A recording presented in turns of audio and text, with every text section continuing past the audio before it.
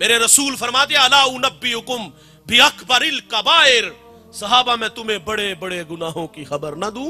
अर्ज की आका इरशाद फरमाइए अल इशराकु बिल्लाह, अल्लाह के साथ किसी को शरीक ठहराना, व अकूकुल वालिदैन, वालिदैन की नाफरमानी करना, व कौलु ज़ूर, झूठी गवाही देना। बड़े गुनाहों में जवानों एक गुनाह माँ बाप की नाफरमानी है। तिरमिजी की रवायत, अबू हुरैरा रावी, बाबुल फित्र में यह रवायत मौजूद है। मेरे नबी फरमाते जब मेरी उम्मत में 15 बुरी खसलतें आ जाएंगी, रीहन हमराउ, उम्मत इंतजार करे सुरख आंधियों का, व ज़लज़लातिन, जलजलों का, इन्हें जमीन में दंसा दिया जाएगा और आसमान से भी ताबड़तोड़ हमले होंगे। वो 15 बुरी खसलतें कौन कौन सी हैं? इज़्ज़त तुखिज़ल फ़ैउ दुवलन, फरमाया जब हुक्मरान तबका सरकारी खजाने को दोनों हाथों से लूटना शुरू कर देगा। वल अमानतु मगनमन, जिसके पास अमानत रखी जाएगी जाती माल समझ के हड़प कर जाएगा।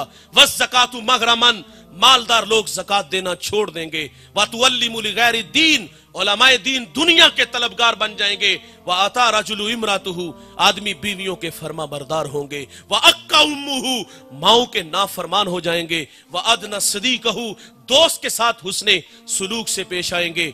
व अक्सा अबाहु, बाप के साथ बदसलूकी करेंगे। व शुरिबतिल खुमूर, शराबे आम होगी। इस उम्मत का अव्वल आखिर पे लान तान करेगा। फिर क्या होगा? सुरख आंधियां चलेंगी। फिर क्या होगा? जलजले आएंगे। फिर क्या होगा? इन्हें जमीन में दंसा दिया जाएगा। फिर क्या होगा? आसमान से जालाबारी होगी। कब जवानों? जब माँ बाप दुखी हो जाएंगे। कब जवानों? जब माँ बाप औलाद के रवैयों से नाला हो जाएंगे। फिर रहमते खुदाबंदी रूठ जाएगी और उसके जुज़वी अजाब का इजहार आपने चंद अय्याम पहले एक कश्मीर में झटका, और वो झटका यहां भी लगा था। वहां झटके ने थोड़ा सा जोर पकड़ा, सुहाग उजड़े, बच्चे यतीम हुए, अरमान कुचले। एक झटका 2005 में लगा था, मानसेरा से जिला बाग तक 1 लाख इंसानों की हड्डियां तोड़ गया था। ये जुज़वी अजाब संभलने का मौका देते हैं। और माँ बाप के नाफरमानो, माँ बाप का दिल दुखाने वालों, माँ बाप की नाफरमानी करने वालों, अगर खुदा की रहमतें रूठ गई, ये कोड़ा अजाब का पहाड़ों में चला तो तोड़ के रख दिया। ये अजाब का जो कोड़ा अगर पंजाब में बरसा, ये दौड़ती गाड़ियां, ये फलक बोस इमारतें, ये बंगले, ये प्लाजे एक ही झटके में वो खाक में मिला देगा। साहिब, माँ बाप की नाफरमानी इतना बड़ा गुनाह है कि खुदा की रहमत रूठ जाती है, उन्हें जमीन में खींच के ले जाएगा। मेरे रसूल से एक सहाबी ने पूछा, बंदा नवाज कयामत कब आएगी? कोई निशानी इरशाद फरमाए। तो आका फरमाते जब माएं जलील हो जाएंगी। और ये घर घर की कहानी है। मुझे एक खातून मिली, उतरा हुआ चेहरा देखा, मैंने कहा बहन खैरियत? फूट फूट के रोने लगी। कुछ आंसू थमे तो मैंने कहा बताएंगे कुछ? तो मुझे कहती आज बेटे ने मुंह पे थप्पड़ मारा है। मेरा हाथ पकड़ के सर पे रखा, करीब था कि फट जाता। फरमाया जब औलाद नालायक हो जाएगी तो खुदा नाराज हो जाएगा। मैंने ये बातें की तो उसने मेरी बातें सोशल मीडिया पे सुन ली। मेरी दोबारा मुलाकात हुई, मैंने फिर उतरा हुआ चेहरा देखा। मैंने कहा बहन उस जालिम ने फिर मारा? कहा उसने दुखी नहीं किया, तूने दुखी किया। मैंने कहा मैंने आपको क्या कहा? कहा तेरी बातें मैंने सुनी है, सामने हजारों लोग बैठे थे और मुझे खौफ सा आने लगा कि इतने लोगों में से किसी ने मेरे बेटे को बद्दुआ ना दी हो। और मैंने कहा जालिम तू थप्पड़ मार रहा है और वो तेरी जिंदगी की भीख मांगती है। मेरे नबी फरमाते हैं माँ बाप बड़ी दौलत है यार। हुजूर फरमाते जन्नत तुम्हारी माँ के कदमों तले है। और फिर अमलन रसूलुल्लाह ने हमें करके भी दिखाया। आप मुसल्ला इमामत पे खड़े हैं, ताहद नजर असहाब है। ये मक्की दौर नहीं, ये मदनी दौर है। यहाँ आदाब की आयतें उतर चुकी हैं। यहाँ सहाबा कितार अंदर कितार खड़े हैं। हुजूर मुसल्ले पे खड़े हैं और हुजूर को बिछड़ी माँ याद आ गई और हुजूर की आंखों में आंसू आ गए। यार मिसाल से अर्ज करूंगा, जिसने दुखों का दौर देखा हो ना, खुशहाली आए तो इंसान आरजू करता है काश कि आज मेरे माँ बाप जिंदा होते तो ये सर पे इज्जत की दस्तार देखते।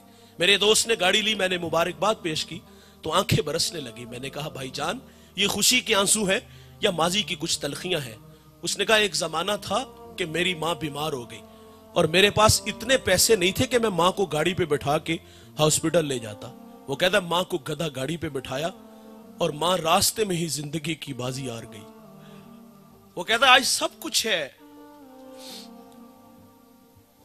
माँ नहीं है। मैं 1900 शाहिद भाई भी आगे बात करें, मैं 1997 में किबला रजा साकिब मुस्तफाई साहब के पास दीन सीखने गया।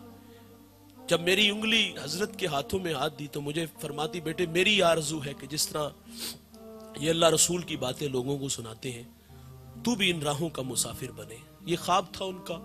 2 سال بعد وہ اللہ کے پاس چلی گئی. ہم راضی بھر رضا ہیں، جو بھی آیا ہے اس نے جانا ہے، لیکن جانے والے یاد بڑا آتے ہیں. وہ کیا کسی نے کہا تھا، مرنے والے یہ بات کیا جانے، جینے والوں پہ کیا گزرتی ہے. اپنوں کے بغیر زندگی بڑی ادھوری ہوتی ہے، اور بالخصوص یہ جو ماں باپ ہوتے ہیں بہت بڑی دولت ہے. یہ خواب دیکھا، میں نے دوڑ لگا دی. میں نے زندگی میں بڑی عزتیں پائی ہیں، پورے پاکستان میں جاتا ہوں عزت سے نوازا گیا ہوں، لیکن کبھی کبھی آرزو مچلتی ہے میری ماں ہوتی.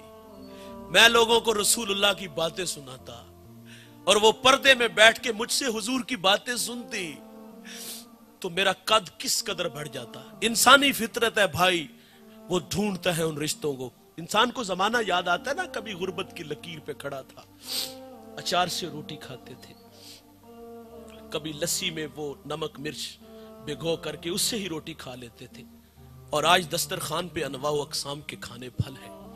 ڈھونڈتا ہے انسان ان بوڑھوں کو کاش ہوتے. کبھی کوئی محلے میں نہیں جانتا تھا، آج پوری دنیا میں شہرت ہے. کبھی پاس سائیکل نہیں تھا، آج جہازوں کے سفر ہے. تو انسان تلاش کرتا ہے کاش وہ ہوتے تو میں ان کی عزت کرتا، میں ان کے قدموں میں بیٹھتا ہوں، ان کی خدمت کرتا. جوانوں یہ بہت بڑا. میرے رسول کو ماں یاد آئی، مصلے پہ کھڑے ہیں. حضور کی والدہ کب بچھڑی؟ جب حضور کی عمر 6 سال تھی. ابوا نامی ایک چھوٹی سی بستی ہے جہاں سیدہ آمنہ رضی اللہ تعالی عنہ آ کر کے رک جاتی ہیں، اور آپ کو بخار نے آ گھیر لیا. آپ جان گئی کہ یہ بخار میری جان لے لے گا. وقت رخصت ام ایمن سے کہا کہ میرے بیٹے محمد کو باحفاظت امیر قریش تک پہنچا دینا، اور پھر حضور کو پاس بلایا. ادھر بچپنے کی معصومیت، پیشانی میں نبوت کا نور، ماں بیٹے میں کھپ سی جاتی ہے. 2 باتیں کی اور پھر ہمیشہ کے لیے پہاڑوں میں سو گئی. فرماتی بیٹا کلو حیٍ میتٌ کلو جدید بالٍ کلو کبیر یفنا وآنا میتۃ وذکر باق وولدت طہرا. فرمایا بیٹا ہر نئی چیز نے پرانا ہو جانا ہے، ہر باقی نے فنا ہو جانا ہے. فرمایا بیٹا میں بھی جا رہی ہوں، لیکن سنو میرا ذکر باقی رہے گا، اس لیے کہ میں تیرے جیسا سونا محمد چھوڑ کے جا رہی ہوں. سانسوں کی مالا ٹوٹ گئی، موتی فضا میں بکھر گئے. حضور ماں سے لپٹ کے روئے، اور پھر اپنے ننھے ننھے ہاتھوں سے کالے پتھروں کی قبر بنائی، اس پہ آنسوؤں کا چھڑکاؤ کیا. جہاں تک ماں نظر آتی رہی حضور پلٹ پلٹ کے ان کالے پتھروں والی قبر کو دیکھتے ہیں. میں نے سیدہ آمنہ کے مزار کی 2 دفعہ زیارت کی ہے. یہ مدینہ سے 350 کلومیٹر کے فاصلے پر ہے. مقام بدر سے 85، مستورہ سے 25. میں پہلی دفعہ حاضر ہوا تو پہاڑ کے نیچے تھا، ماحول خاموش ہے، ہوا کا کہیں سے کوئی ایک جھونکا بھی نہ آیا. لیکن جب سیدہ آمنہ کے قدموں میں جا کھڑا ہوا، یقین جانو ایسا لگا کہ اللہ نے جنت کے 8 دروازے ہی کھول دیے ہوں. ایسا لگتا تھا کہ جنت سے ٹھنڈی ہوائیں سیدہ آمنہ کو سلام کرنے آتی ہیں. ام ایمن کہتی میں حضور کو لے کے پہاڑ سے نیچے آئی. جب نیچے آئی تو پیچھے پلٹ کے دیکھا تو حضور میرے ساتھ نہیں تھے. فرماتی میں دوبارہ پھر پہاڑ پہ چڑھی تو میری آنکھیں کیا دیکھتی ہیں کہ حضور ماں کے سرانے کھڑے ہیں، اور وہاں کھڑے ہو کر کہہ رہے تھے امی جی آپ تو جانتے ہو کہ میرا اس دنیا میں آپ کے سوا کوئی بھی نہیں ہے. ام ایمن کی جان نکل گئی، حضور کو سینے سے لگا لیا. آقا فرمایا کرتے تھے ام ایمن میری ماں کے بعد میری ماں لگتی ہے. حضور مصلے پہ ہے، بچھڑی ماں کی یاد آئی. حضور صحابہ سے فرماتے کاش کہ آج میری ماں زندہ ہوتی، میں تمہیں نماز عشاء پڑھا رہا ہوتا، اس میں سورت فاتحہ کی قرات کر چکا ہوتا. میری ماں کو مجھ سے کوئی کام یاد آ جاتا، وہ مسجد نبوی کے دروازے پہ آ کے کہتی ابن محمد، بیٹے محمد میری بات سنو. حضور فرماتے میں نماز توڑ کے پہلے اپنی ماں کی بات کو سنتا. بہت بڑی دولت ہے ماں باپ، ان کی قدر کرو جوانوں. یہ ایک بار آتے ہیں دوبارہ نہیں آئیں گے. میرا کہنا ہے یار مانا تم شادی کے بعد بہت مصروف ہو گئے، بچے ہیں، گھر والے ہیں، کاروبار ہے، یار کم از کم 1 گھنٹہ تو اپنے ماں باپ کے لیے مختص رکھو. آپ 1 گھنٹہ ماں باپ کو تو ان کے پاؤں دباؤ، ان کے ساتھ گپ شپ لگاؤ، ان سے دل کی بات کرو، ان سے مشورہ لو، ان کے لیے تحائف لایا کرو، ان کے لیے پھول لایا کرو، ان کے لیے کپڑے لایا کرو، انہیں باہر سے کھانا کھلانے لے جایا کرو، کبھی کبھی پرانے دوستوں سے ملانے لے جایا کرو. یہ بوڑھے نہیں مریں گے اگر آپ توجہ دو گے. یہ بوڑھے مرتے اس وقت ہے جب اولاد توجہ نہیں دیتی. آپ آج سے ہی اپنے ماں باپ کو وقت دینا شروع کر دو تو یہ بوڑھے نہیں مریں گے. ہمیں غلطی لگی، हम समझते ये शायद कि हम जो महाना या हफ्ते बाद 500,000 रुपया देते इसलिए हमारी राहों में बैठे होते हैं, और धोखा लगा है हमें। इन्होंने जिंदगी में बड़ा पैसा कमाया होता है और वो सारा पैसा आप पे ही खर्च किया होता है। ये आपके पैसों के भूखे नहीं होते जवानों, ये आपकी तवज्जो के भूखे होते हैं। आप माँ बाप के कदमों में बैठा करो, इनके कदमों में बैठ के यकीन जानो 10 मिनट गुजार के देखो, आप ऐसा लगेगा फिजाओं में हम उड़ रहे हैं। इज्जतें चाहते हो तो इनके कदमों में रहो। एक दो बात गुफ्तगू समेट लेता हूं, बड़ी अहम और बड़ी जरूरी बातें हैं। देखिए, वालिदैन चले जाएं तो इंसान आरजू करता है काश वो होते तो खिदमत करते। अभी मैंने इतनी बातें सुनाई, और आरजू मछली जिनके माँ बाप नहीं है, काश के होते तो हम खिदमत करते। किसी ने वासिफ अली वासिफ से कहा कि माँ बाप अगर ना हो तो बंदा उनके साथ हुस्ने सुलूक करना चाहे तो कोई अमल वजीफा है, बहुत बड़ा वजीफा है, अपने साथ ले जाइएगा, अपनी जिंदगी में इसको जगह दीजिएगा। वासिफ अली वासिफ कहते हैं माँ बाप ना हो तो पूछिए जो वो अपनी औलाद छोड़ जाते हैं ना, तो फरमाए उनके साथ हुस्ने सुलूक किया करो। देखिए, इस मजमे में कुछ भाई अमीर होंगे, कुछ भाई गरीब होंगे। कितना ही अच्छा है कि अमीर भाई अपने गरीब भाई की कफालत ले ले, लेकिन हमारे यहां ऐसा नहीं होता। अमीर भाई के दस्तरखान पे अनवाउ अकसाम के खाने फल होते हैं, बाकी बच जाने वाले कुत्तों के आगे डाल दिए जाते हैं, रूढ़ी पे फेंक दिए जाते हैं। और दीवार के मुत्तसिल भाई का घर है, उसके घर में फाके हैं, बच्चे रोते हैं, बिलकते हैं, भाई को परवाह नहीं होती। मैं उस शख्स को जानता हूं जो 5 फैक्ट्रियों का मालिक है, उसी फैक्ट्री में उसका भाई मुलाजिम है, भतीजे भी गालियां दे लेते। कितना ही अच्छा था कि 10-20 लाख रुपया भाई को लगा के कारोबार दे देता ताकि वो भी इज्जत की रोटी कमाता। लेकिन हमारी आरजू होती कि ये सारी जिंदगी हमारा मोहताज रहे। और कितना ही अच्छा है इस मजमे में अगर कोई भाई अमीर है तो वो अपनी गरीब बहन की कफालत ले ले। ऐसा भी नहीं होता। गरीब बहन तो भाई से रिश्ता लेने आ जाए ना तो भाई के तेवर देखने वाले होते। वो कहता तुझे जुर्रत कैसे हुई है, तू अपनी औकात तो देख, तू मेरी बेटी को 2 वक्त का खाना भी नहीं दे सकती और राज़िक तू है। हमारा कहना है बहनें वली बना देती है। ये अच्छी लगती नहीं, लेकिन ये भाइयों के हक में अच्छी बड़ी होती है। माँ बाप ना हो तो बहनों के हाथ भाइयों के लिए हमेशा उठे रहते हैं, और बहनें मां का रूप होती हैं यार, इनसे राब्ते में रहा करो। लेकिन ये हमारे घरों में 6-6 महीने भी ना आए तो हमें कभी इनकी याद ही नहीं आई।